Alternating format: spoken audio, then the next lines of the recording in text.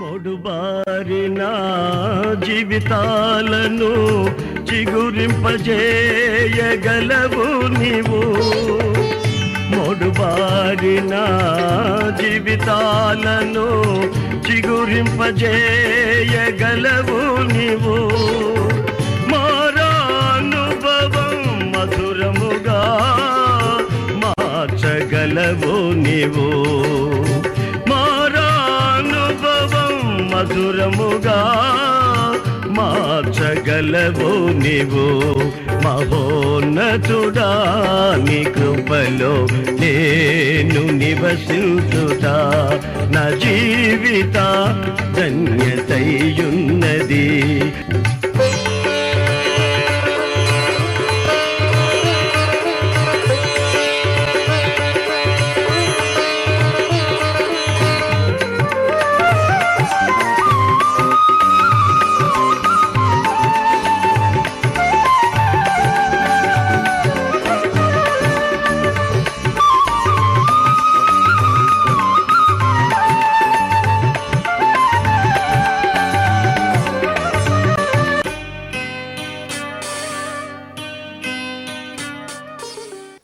పరిశుద్ధ గ్రంథంలో నుండి దైవజనుడు ప్రవక్త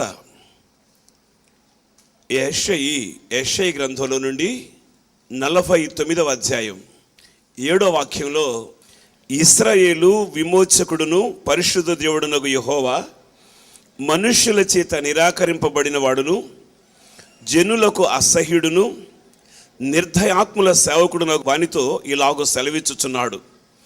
యెహోవా నమ్మకమైన వాడనియు ఇశ్రాయేలు పరిశుద్ధ దేవుడు నిన్ను ఏర్పరచుకొనిననియు రాజులు గ్రహించి లేచెదరు.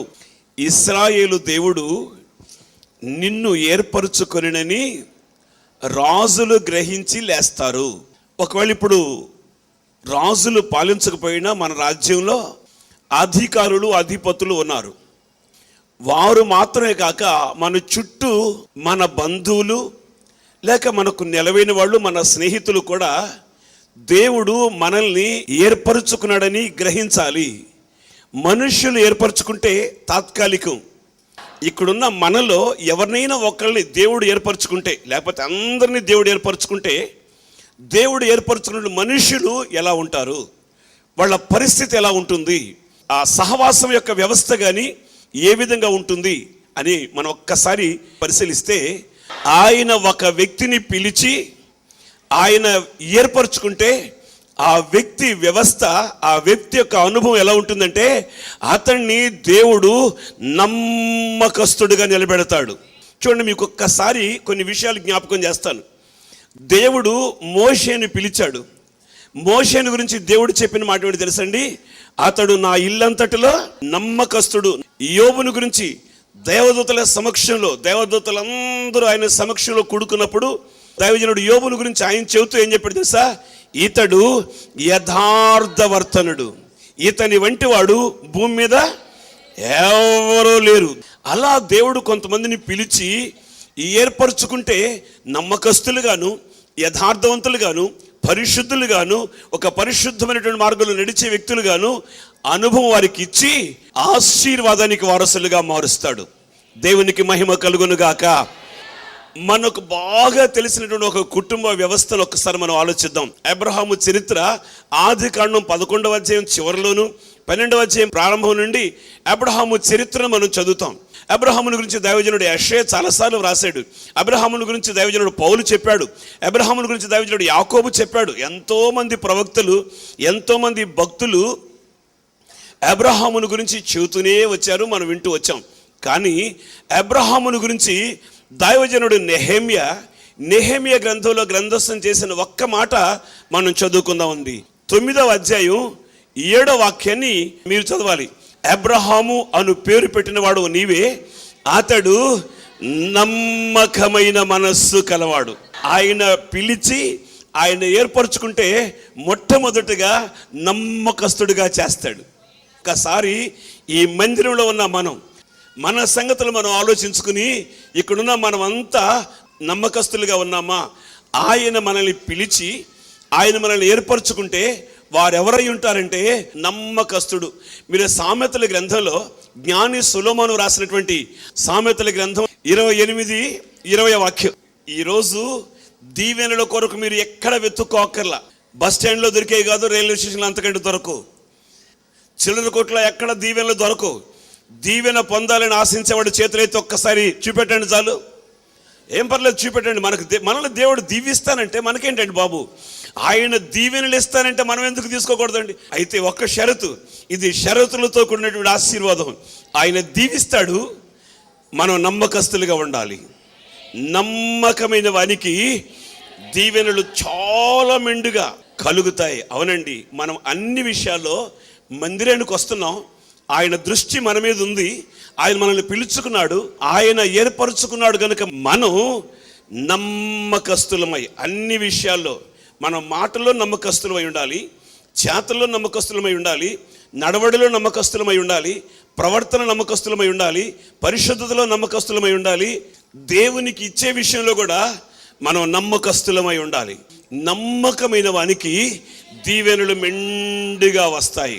దైవజనుడు ప్రవక్త నెహెమ్యా అబ్రహామును గురించి వ్రాస్తూ అబ్రామ్ అనే పేరు తీసేసి అబ్రహాముగా మార్చిన తరువాత నమ్మకమైన మనస్సు కలవడని దేవుడు ఎరిగి కనానీయులను, హిత్తీయులను, అమోరీయులను, పెరిజీలు, ఎబూసీలు, గిర్గాషులు అను వారి దేశమును అతని సంతానానికి ఇచ్చాడు. దేవునికి స్తోత్రం కలుగునుగాక.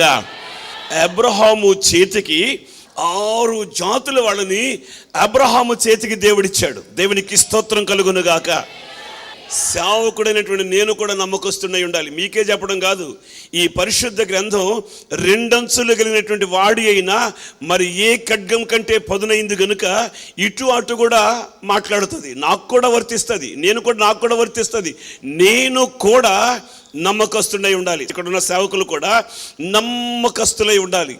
నమ్మకస్తులమై ఉంటే ఆయన ఏమంటాడు తెలుసు? మమ్మల్ని బలా నమ్మకమైన మంచి దాసుడా, నీవు ఈ కొంచెంలో నమ్మకంగా ఉన్నావు, అనేకమైన వాటి మీద నేను నియమిస్తున్నాను. ఒకసారి స్తోత్రం చెప్తారా? ఇప్పుడు నేను కూడా నమ్మకస్తున్నైతే ఆయన నన్నేమంటాడు తెలుసా? బలా నమ్మకమైన మంచి దాసుడా, నువ్వు మాట్లాడే మాటలో నమ్మకంగా ఉన్నావు, నీ ఇంట్లో నీవు నమ్మకంగా ఉన్నావు, విశ్వాసుల పట్ల నువ్వు నమ్మకంగా ఉన్నావు, అబద్ధాలు చెప్పడం లేదు, నోటిని కాపాడుకున్నావు, నీ ప్రవర్తన నాకు నమ్మకంగా కనబడింది, అందుకని నేనేం చేస్తానో తెలుసా? నిన్ను అనేకమైన వాటి మీద నేను నియమిస్తాను. దేవునికి మహిమ కలుగును గాక. ఆయన మనల్ని ఏర్పరచుకోవాలని, ఆయన మనం నమ్మకస్తులుగా మనల్ని తీర్చాలని, అనేకమైన వాటి మీద మనల్ని నియమించాలని, అబ్రహాముకి ఇచ్చినట్టుగా 6 జాతుల వాళ్ళని ఆయన మన స్వాధీనపరచాలని మనం కోరుకుందాం. ఆమేనండి. ఒకవేళ అబ్రహాముకి 6 జాతుల వాళ్ళని ఇచ్చాడు, కానీ మీరు నమ్మకస్తులైతే దీవెన కోసం మీరు పరిగెత్తక్కర్లేదండి. ఒక్క మాట మీకు గుర్తు చేయనా? యాకోబుని గురించి కూడా మనం యెషయా గ్రంథంలో 44వ అధ్యాయం 1వ వాక్యాన్ని 2వ వాక్యాన్ని చదువుదామండి. నా సేవకుడు వగు యాకోబు,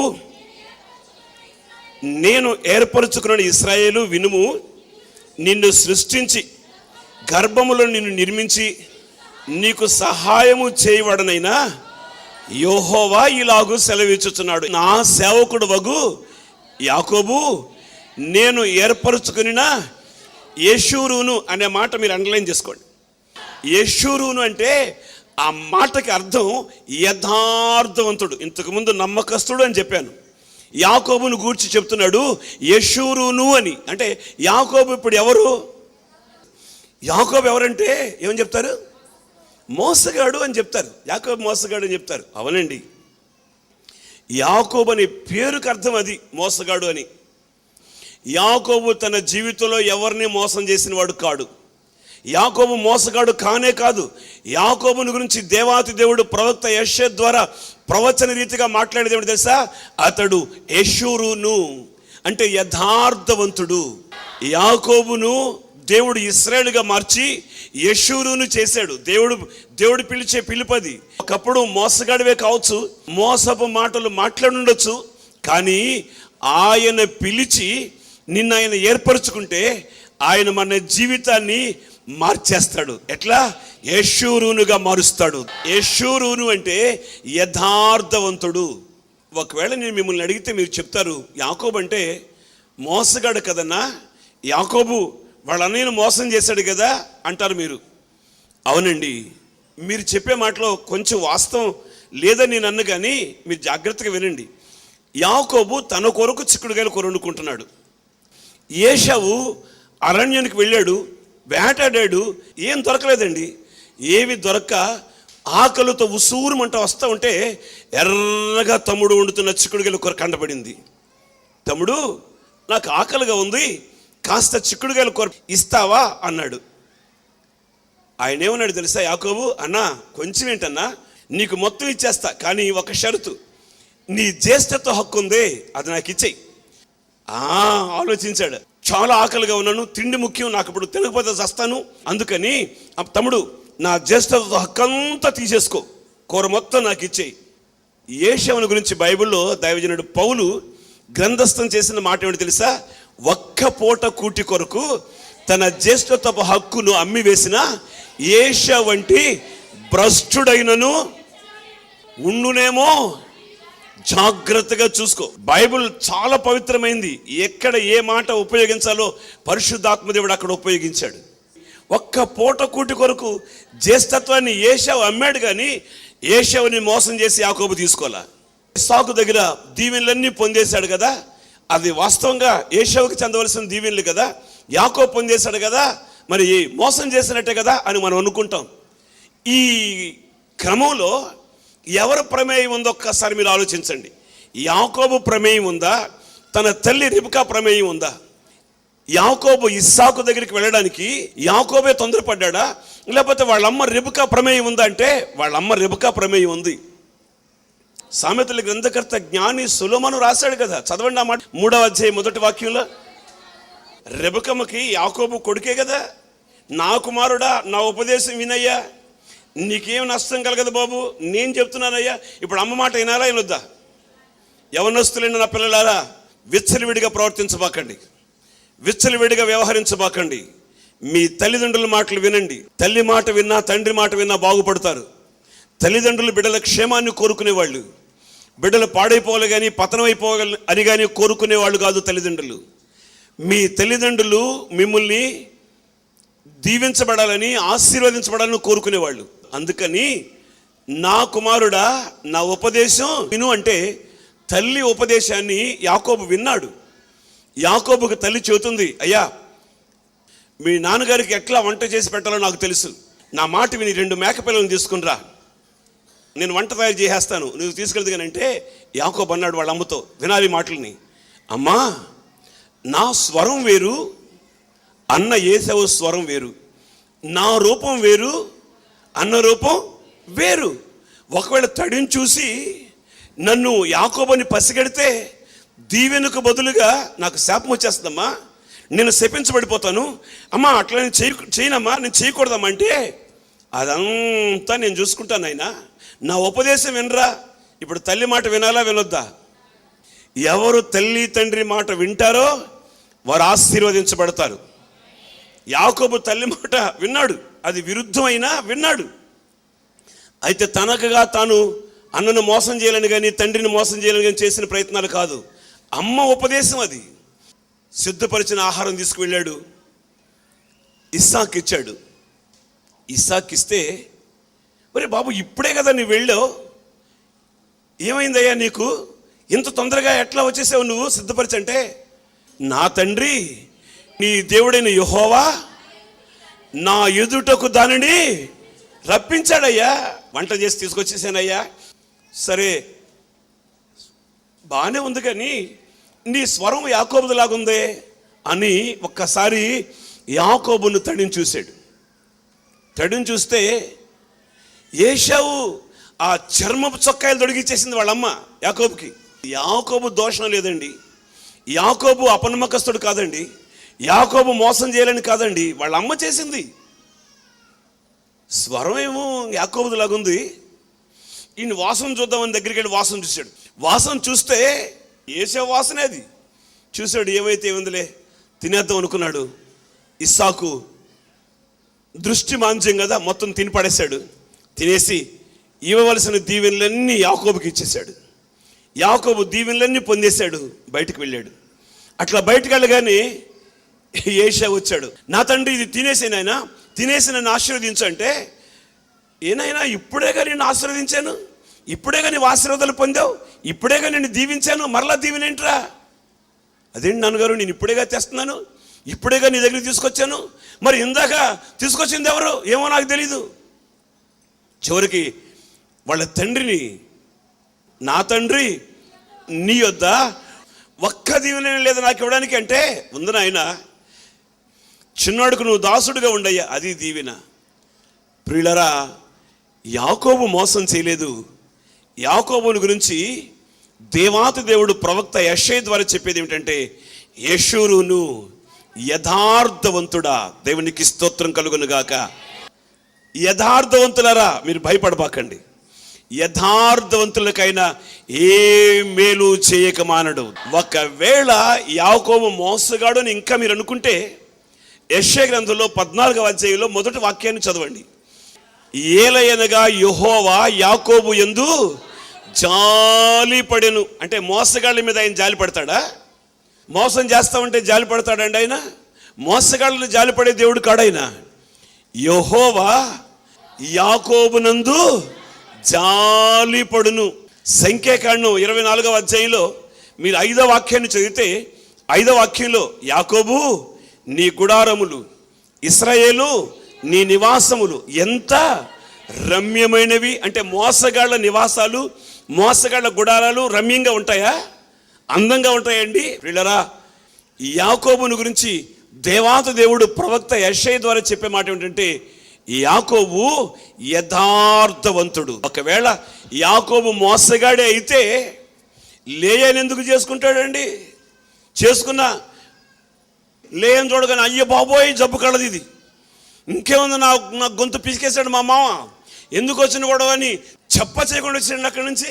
అతడు యథార్థవంతుడు కనుక మామని అడుగుతున్నాడు, మామా ఏంటి పని, నేను రాహేల్ని కదా కోరుకున్నాను, రాహేల్ని చేస్తావు అనుకుంటే లే అని చేసేవేంటి నువ్వు అంటే, మా సాంప్రదాయ ప్రకారం పెద్ద పిల్లకి పెళ్ళి అవ్వకుండా చిన్నపిల్లకి పెళ్ళి చేయమయ్యా, అందుకని రాహేల్ని కూడా నీకు ఇచ్చేస్తా. ఎంత మంచి మావండా మావ. అయితే ఒక పని, 7 సంవత్సరాలు చేయను ఆయన నా దగ్గర. ఎన్ని సంవత్సరాలు? 7 సంవత్సరాలు చేసావు కదా, కొలువు ఉరకనే జీతం లేకుండా చేసావు కదా, ఇంకొక 7 సంవత్సరాలు కూడా చెయ్యి, అప్పుడు నేను రాహేలు కూడా ఇస్తా. రాహేలు కోసం 7 సంవత్సరాలు చేశాడండి బాబు. 7 సంవత్సరాలు చేసి రాహేలు కూడా చేసుకున్నాడు. అయితే యాకోబు లాబాను దగ్గరికి వెళ్ళకముందు లాబానుకున్నది చాలా తక్కువ. యాకోబు అక్కడికి వెళ్ళిన తర్వాత దేవుడు లాబానును బహుగా ఆశీర్వదించాడు. దేవునికి స్తోత్రం కలుగును గాక. లాబాను ఒక రోజు శకునం చూశాడు. ఏంటి నేను ఇట్లా ఆశీర్వదించబడుతున్నాను, ఏమైంది, నా ఆశీర్వాదానికి కారణం ఏమిటి అని అడిగితే, అని శకునం చూస్తే, ఆ శకునం చూసుకున్నప్పుడు ఆ శకునంలో చెప్పాడంట, యాకోబు ఇక్కడికి రావడం వలన నీవు ఆశీర్వదించబడ్డావు. యాకోబు అంటాడు, నన్ను బట్టి నా దేవుడు నిన్ను ఆశీర్వదించాడంటే, లాబాను కూడా అంటాడు, అవునయ్యా నిన్ను బట్టి నీ దేవుడు నన్ను ఆశీర్వదించాడు. యాకోబుని అడిగితే ఒకవేళ మనం, యాకోబు నీ ఆశీర్వాదానికి కారణం ఏమిటయ్యా, ఇట్లా ఆశీర్వాదం పడడానికి కారణం ఏమిటి అంటే, యాకోబు ఒకే ఒక మాట చెప్తాడు, నా ఆశీర్వాదానికి కారణం నా న్యాయ ప్రవర్తన. ఏంటండి? నా న్యాయ ప్రవర్తన. అతడు యథార్థవంతుడు. దేవునికి స్తోత్రం కలుగునుగాక. పరిశుద్ధ గ్రంథమైనటువంటి బైబిల్లో మనం చదువుతాం, 84వ కీర్తన 11వ చరణంలో ఆ 2వ పాదాన్ని మనం చదివితే, యథార్థవంతులకైనా ఏ మేలు చేయక మానడు. దేవునికి స్తోత్రం కలుగునుగాక. నమ్మకస్తుడువా 6 జాతుల వాళ్ళని అప్పగిస్తాడు. యెషూరును యథార్థవంతుడా. ఒకవేళ యాకోబుకే కాదు ఈ పేరు, ఈ ప్రార్థనా మందిరంలో జీవంగల ఈ మాటలు వింటున్న మీరు కూడా యథార్థవంతులైతే ఆయన మిమ్మల్ని కూడా యెషూరును అని పిలుస్తాడు, యథార్థవంతులుగా మారుస్తాడు. ఆయన యథార్థవంతులకు రావలసిన మేళ్ళన్నీ ఎక్కడో ఏ మేలు కనబడినా తిన్నగా తీసుకొచ్చి యథార్థవంతుడా యథార్థవంతురాలా ఆయన నీకు అనుగ్రహిస్తాడు. మీ ఇంట్లో కూడా యథార్థంగా ఉండండి, కుటుంబ యజమాని దగ్గర యథార్థంగా ఉండండి, కుటుంబ వ్యవస్థలో యథార్థంగా ఉండండి, పిల్లలు తల్లిదండ్రుల దగ్గర యథార్థంగా ఉండండి, దేవుని దగ్గర కూడా యథార్థవంతులై ఉండండి. మేలు చేత మిమ్మల్ని తృప్తిపరుస్తాడు. దేవునికి స్తోత్రం కలుగును గాక. 65వ కీర్తనలో 4వ చరణాన్ని ఒక్కసారి చదువుదామండి మనం. నీ ఆవరణంలో నివసించినట్లు నీవు ఏర్పరచుకుని చేర్చుకునేవాడు ధన్యుడు. నీ పరిశుద్ధాలయము చేత మందిరంలోని మేలు చేత మేము తృప్తి పొందుతాం. జీవం గల ఈ మాట వింటున్న మీరు మేలు చేత తృప్తి పొందుదురుగాక. దేవుడు ప్రతి విధమైనటువంటి మేలు మీకు, మీ కుటుంబానికి, మీ పిల్లలకు అనుగ్రహించునుగాక. అది ఉద్యోగంలో మేలో, వ్యాపారంలో మేలో, వ్యవసాయ రంగంలో మేలో, మీ పిల్లల చదువుల్లో మేలో, దేని మేలు చేత ఆయన మనలను తృప్తిపరచునుగాక. మందిరంలోని మేలు చేత మేము తృప్తి పొందుతాం. మందిరానికి వచ్చావు, ఈరోజు నువ్వు మందిరానికి వచ్చావు, ఇప్పుడు మందిరంలో ఉన్నావు, మేలు నీ వెంట తీసుకుని వెళ్ళాలి. అది నీకు తృప్తికరమైనటువంటి మేలు. దేవునికి స్తోత్రం కలుగును గాక. జీవంగల దేవుని వాక్యాన్ని నేను చెబుతున్నాను. జీవంగల దేవుని వాక్కు నా నోట దేవుడు ఉంచాడు. ఈరోజు నీవు మందిరంలో ఉన్న మేలు చేత తృప్తి పొందుదువు గాక. ఒకవేళ ఈ రోజే మందిరంలో అడుగుపెట్టిన వాళ్ళైతే, ఈ రోజే మీరు క్రొత్తగా వచ్చి ఉంటే, మందిరంలోని మేలు చేత దేవుడు మిమ్మల్ని తృప్తిపరచును గాక, తృప్తిపరిచి పంపును గాక. కీర్తనకారుడు 112వ కీర్తన 2వ చరణాన్ని ప్రారంభించి మనం చదివితే, యథార్థవంతుల వంశపు వారు దీవించబడుదురు, కలిమి సంపద వాని ఇంట ఉండును. యెషూరును యథార్థవంతుడా, యథార్థవంతురాలా, యథార్థంగా నీవు ఉంటే, యెషూరునుగా నీవు మారితే ఆయన నిన్నేం చేస్తాడో తెలుసా? ఆర్థికంగా ఎంతో దీనాతి దీనమైనటువంటి దశలో ఉన్న, అప్పుల చేత కృంగిపోతూ ఏం చేయను తోచక ఉన్న దేవుని పిల్లలారా, ఈరోజు జీవం కలిగి మాటలు వింటున్నావు. ఆయన నిన్ను ఆస్తికి కర్తగా మార్చునుగాక, నీ నిధులు నింపునుగాక, కలిమి సంపద ఆయన నీ ఇంట ఉంచునుగాక. యోబుని గురించి ఒక మాట దేవుడు చెప్పాడు, అతడు యథార్థవర్తనుడు, అతని వంటి వాడు భూమి మీద ఎవడో లేడు. అవునండి, కొంచెం తాత్కాలికంగా కొన్ని కష్టాలు వచ్చాయి అంతే. ఆ తర్వాత దేవుడు యోబుని ఎంతగా ఆశీర్వదించాడో తెలుసండి. యోబు గ్రంథం 42వ అధ్యాయం 10వ వాక్యాన్ని ప్రారంభించి ఆ 12వ వాక్యంలో చాలా స్పష్టంగా ఉంది, యెహోవా యోబును మొదట ఆశీర్వదించిన దానికంటే మరి అధికముగా ఆశీర్వదించెను. ద్వితీయోపదేశకాండం 32వ అధ్యాయం ఒకసారి 15వ వాక్యం. యెషూరును అక్కడ పుట్టినోట్లో ఒకటి అని ఉంది. ఇశ్రాయేలు అంటే ఇప్పుడు ఎవరు? యాకోబే కదండి.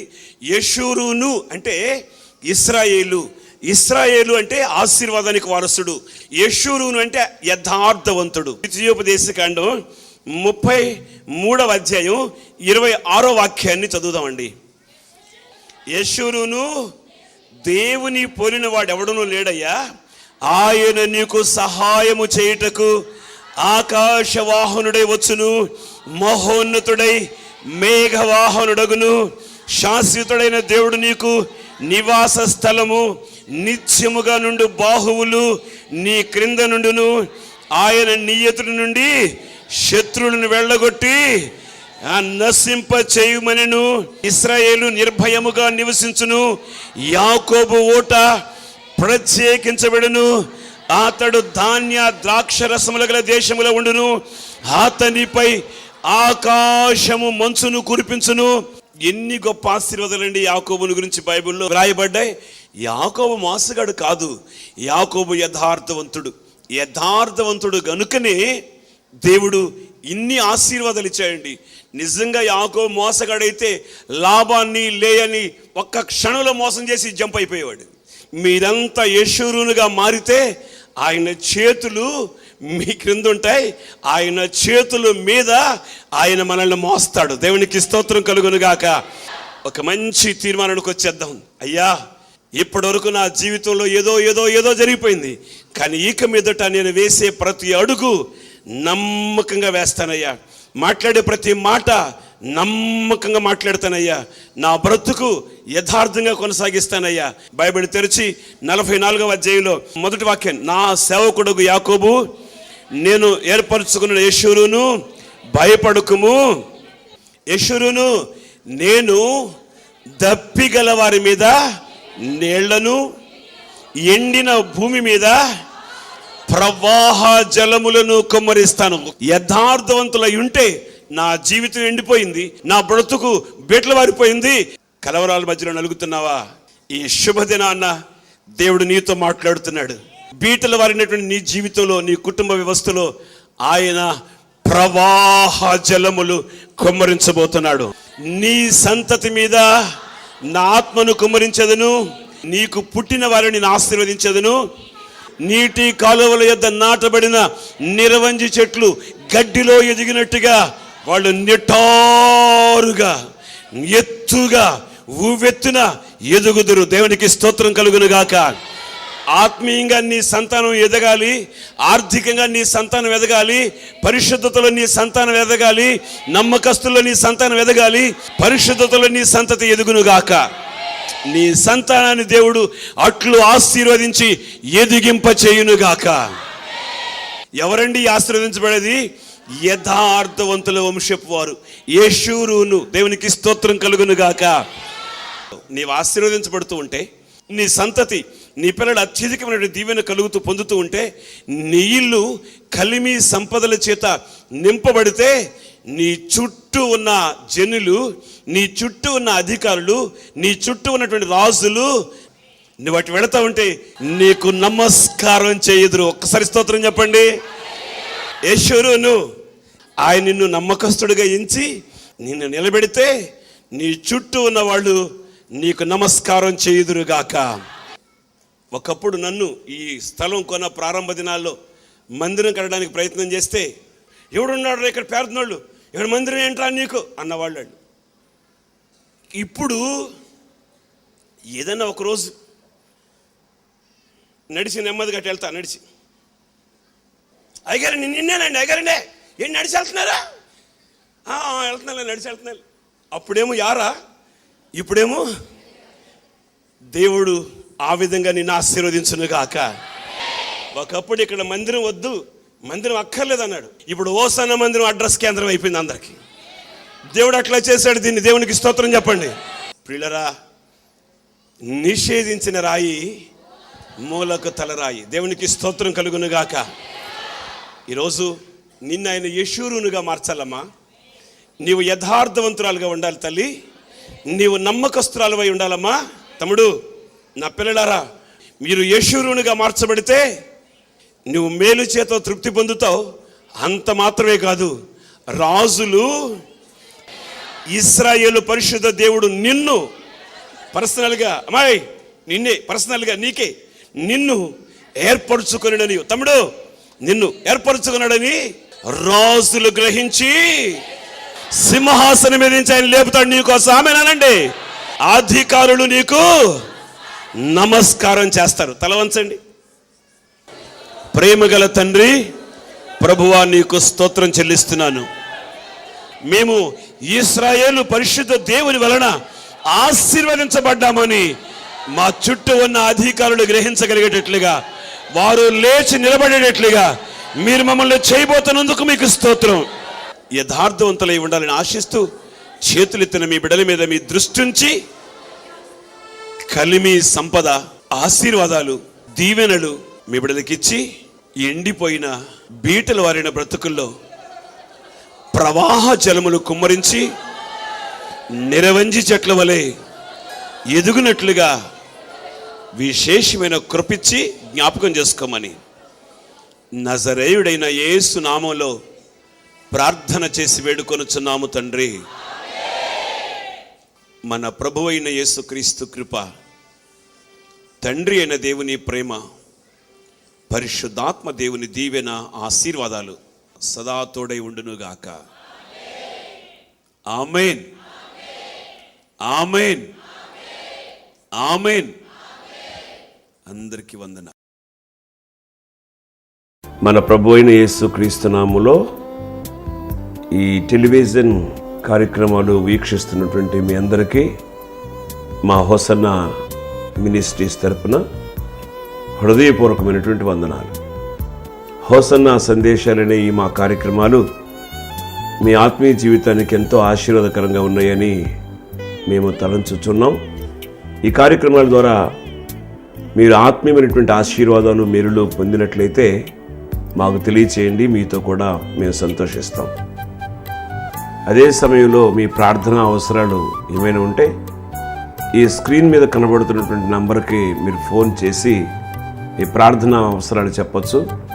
మీ ప్రార్థనా అవసరాల కొరకు మేము ప్రత్యేకంగా ప్రార్థన చేస్తాం. హోసన్న ఆరాధనలో ఏలూరులో ప్రతి ఆదివారం ఉదయం 8:30 గంటల నుండి 10:30 గంటల వరకు జరుగుతుంది. ఆ ప్రాంతానికి మీరు ఎప్పుడైనా వచ్చినప్పుడు ఆ దగ్గరలో ఉన్న మీ బంధువులకు తెలియచేయండి, వారిని ప్రోత్సాహపరచండి. ఏ ప్రార్థనా మందిరానికి ఆరాధనకు వెళ్ళకపోతే మా ప్రార్థనా మందిరానికి మిమ్మల్ని ఆహ్వానిస్తున్నాం. అదేవిధంగా గుడివాడలో కూడా హోసన్న ప్రార్థనా మందిర్లో ఆదివారం ఉదయం 10:30 గంటల నుండి 1 గంట వరకు ఆదివారం ఆరాధనలు జరుగుతాయి.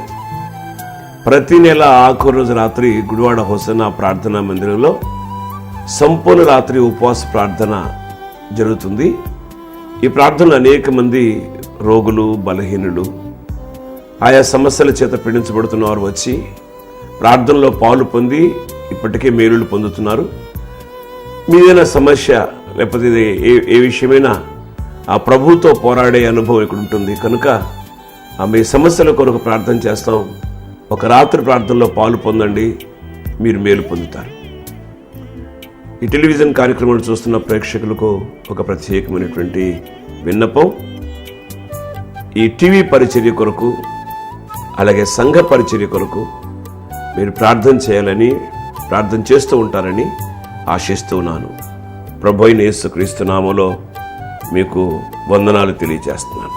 దేవుడు మిమ్మల్ని ఆశీర్వదించును గాక.